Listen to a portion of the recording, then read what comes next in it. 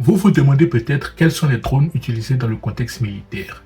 Ne vous inquiétez pas, je vais essayer de vous répondre. Comme vous le savez peut-être déjà, les drones ont été créés au tout début pour répondre à des besoins militaires. Même si aujourd'hui ils ont une multitude d'usages différents, ils sont encore présents dans ce domaine. Des modèles comme le Bayraktar TB2 turc ou encore le MQ-9 Reaper américain sont devenus des symboles de la guerre technologique. Ils servent à surveiller, espionner ou encore à frapper avec une précision redoutable.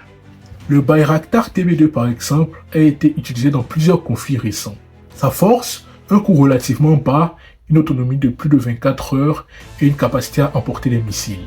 C'est un outil de guerre accessible même pour les pays qui n'ont pas de grande armée aérienne. De son côté, le MQ-9 Reaper est beaucoup plus imposant.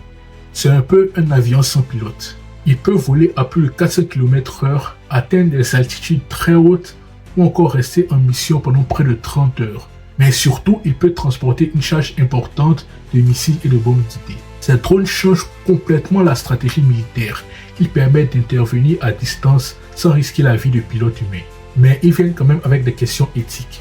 La guerre devient-elle trop facile lorsqu'on n'est pas directement exposé au danger? En d'autres termes, lorsqu'une armée a moins de risques de perdre une vie humaine, est-ce qu'elle attaque trop facilement sans vraiment creuser la solution diplomatique? Bref, une chose est sûre, les drones militaires sont devenus un pilier des armées modernes et leur importance ne va faire qu'augmenter au fil des années. Voilà, c'était Pierre-Emmanuel. N'hésitez pas à vous abonner à la Locodrone pour plus de vidéos.